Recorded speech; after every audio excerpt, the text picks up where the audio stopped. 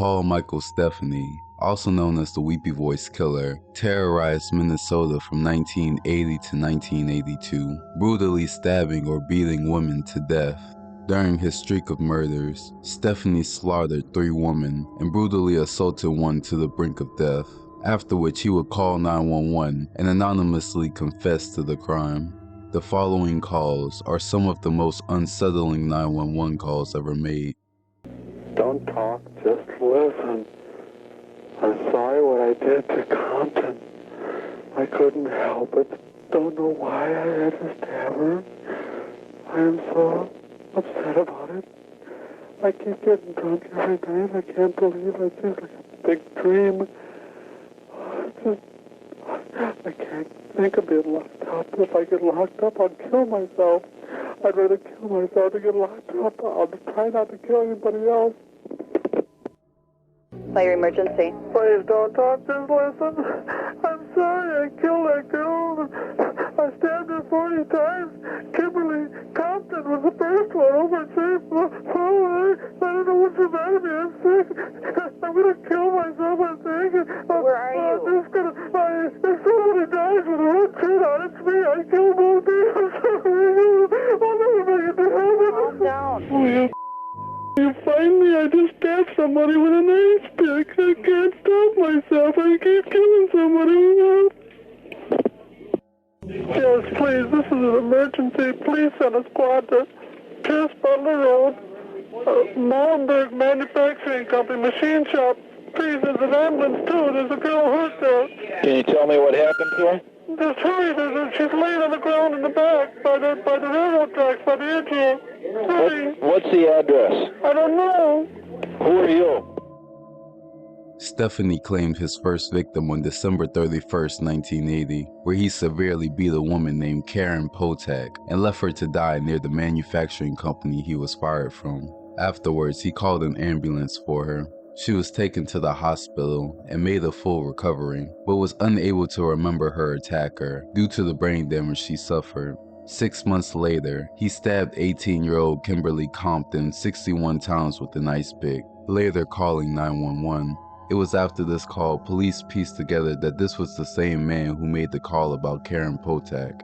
He then killed Kathleen Greenlee and Barbara Simons within a month of each other and reported each incident to the police afterwards. On August 21, 1982, he was finally apprehended after he tried to murder a sex worker named Denise Williams, but after she fought back smashing a bottle against his head, it left him injured. He then called 911 requesting an ambulance for his injuries. Dispatchers recognized his voice, and Stephanie was arrested and convicted for murder and attempted murder. He was sentenced to 40 years in prison, where he would eventually die in 1998 due to lung cancer. This call details a woman who butchered her children after her husband filed for divorce. In 2015, a man named Jason had just taken on a new project at work and started working over 60 hours a week. One night, he noticed his wife had added a password on her phone, something she never did before. When asked, she said she was planning a Father's Day gift for him. After a while, Jason got suspicious and checked her phone once she got in the shower, where he found that she was cheating on him with their neighbor. He goes to confront her and threatens to leave her, but in turn, she threatens to make sure that he'll never see their kids again. So begrudgingly, he stays with her. After a while, Jason can't stop thinking about what happened and eventually goes to Reddit for help under the username Jason in Hell. Many of the comments suggested that he go along with the divorce anyway, as she would just continue to take advantage of him. Jason, realizing this, meets with an attorney to file for divorce. This is where things take a sinister turn. On November 17, 2016, Jason's wife, Brandy Worley, stabbed their children to death and afterwards tried to do the same to herself but was unable to. She called 911 and the conversation went as follows. Montgomery County 911, where's your emergency? 203 South Madison Street. In what town? Darlington. Hey, what's going on there? I just stabbed myself and I killed my 2 children. You stabbed yourself and killed your 2 children? Mm-hmm. Okay, and what's your name? Brandy Worley. Brandy what? Worley. Okay. How do you spell your last name? Worley. And where are the children at? In my daughter's room on the floor. In your daughter's room on the floor? Okay. What's your phone number, Brandy? And what caused you to do this today? My husband wanted a divorce and wanted to take my kid. I won't let him have my kid. Okay, and how old are your children? 7 and 3. 10 and 3? 7. 7 and 3? Mm-hmm.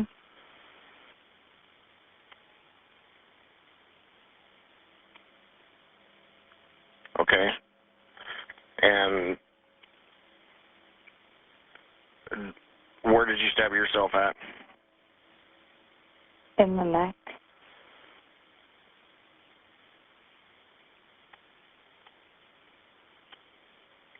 Okay. Are you bleeding? Yeah, there's blood everywhere.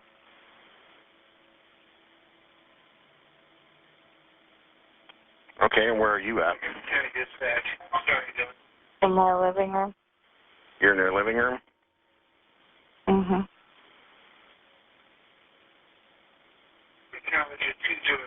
Okay, and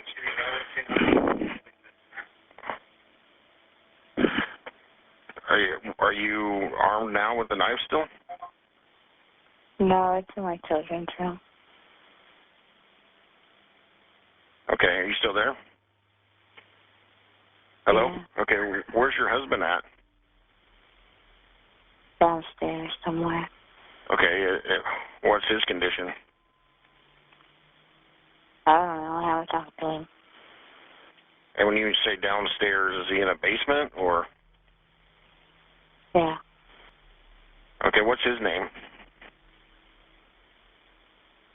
Jason. Is what? Jason. Nathan? Jason. Jason?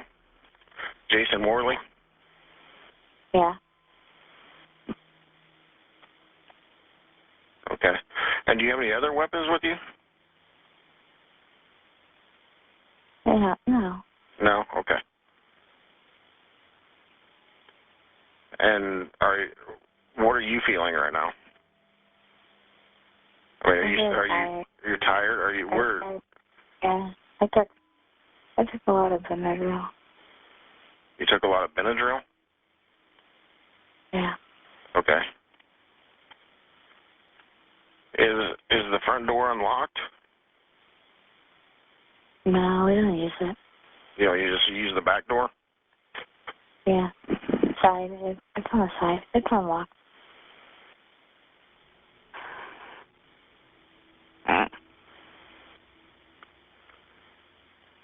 Okay. And is there anyone else in the residence besides your children and you and your husband? I called my mom. You called your mom? What did she say? I hang up and call 911 and she'd be here in a second. What's your mom's name? Rosemary Zell. Can you spell that for me? The last name? No, I'm having a hard time. I have a hard time hearing you. What did you say your mom's name was? Rosemary Zell. Rosemary Odell? Zell. Zell, okay. Rosemary Zell, okay. Do you have a phone number for her? Brandy Worley was charged with 2 felony counts of murder. She pled not guilty, but later changed her mind and pled guilty to both murders, and was sentenced to 120 years in prison, 55 for her son Tyler, and 65 for her daughter Charlie. Despite these events, Jason reported that he's doing well in his most recent Reddit post, where he has some bad days, but says that it's to be expected after what happened. This final call details the story of a boy who murdered his mother and sister before calling 911 to report his crime. This call was made on October 4th, 2012 by a 17-year-old named Jake Evans, who shot and killed his mother and sister with a .22 revolver, which he had stolen from his grandfather. The call went as follows. Parker County 911, where is your emergency? My house, What's the address? 152 River Creek Lane. Okay, what's the emergency? I just killed my mom and my sister. What? I just killed my mom and my sister. You just killed your mother and your sister? How did you do that? I shot him with a .22 revolver. And what is your name? Jake Evans. Jay Evans? Jake Evans. Are you sure they're dead? Yes. Okay. I want you to stay on the phone with me, okay? Are you all right? Yeah, I'm fine. Okay. Hold on just a minute. Where is the gun? It's on the kitchen counter. Okay. It's a .22? Yes. Okay. Hold on. Jake? Yes. Are you on any kind of medication? No. Well, I've been going to the allergist a lot lately. Yeah. With my mom. But no, nothing other than that. Okay. How old are you? 17. You don't take any other kind of medication? I mean, other than like Zyrtec and like Advil and, like Sudafed and stuff like that, for the allergies and headaches. But Yeah. no.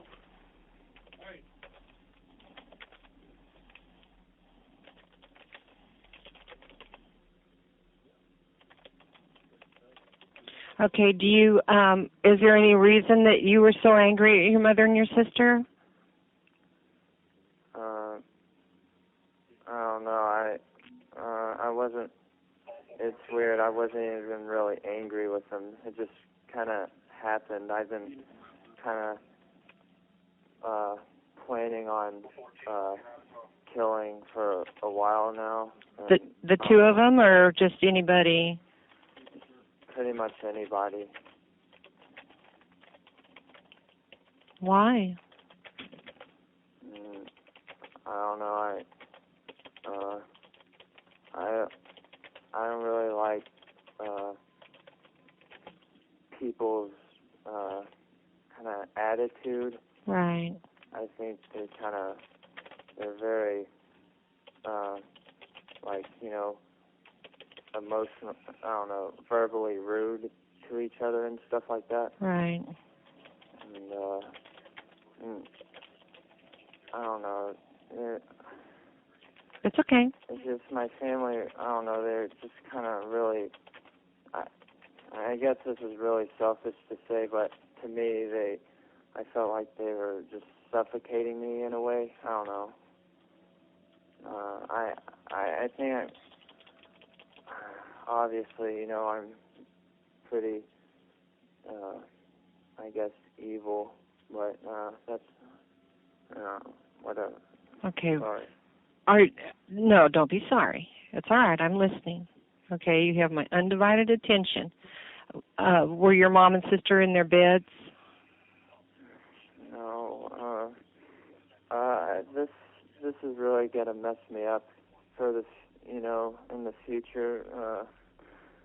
See, my sister, I told my sister that my mom needed her. Mm-hmm. She was in her room, and she came out of her room, and I shot her, and she rolled down the stairs, and I shot her again, and then I went down and I shot my mom about maybe 3 or 4 times, but I'll never forget this.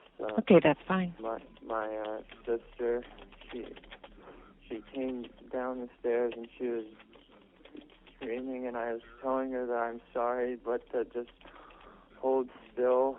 Mm-hmm. That I was just gonna make it go away, you know, but she just kept on freaking out. But finally she fell down and I shot her in the head about probably 3 times. So they're both downstairs? Yes. Okay, where are you? In the kitchen. Okay.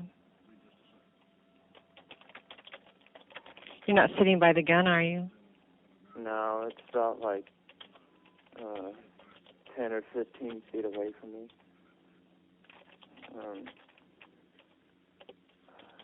That's all right. Where's your dad? He's out of town. Do you know where he is? Out of town? Washington, D.C. Okay. After the call, police took Jake into custody, and he was evaluated by psychologists at the request of his attorneys. He was found incompetent to stand trial and was ordered to be treated at a state mental hospital.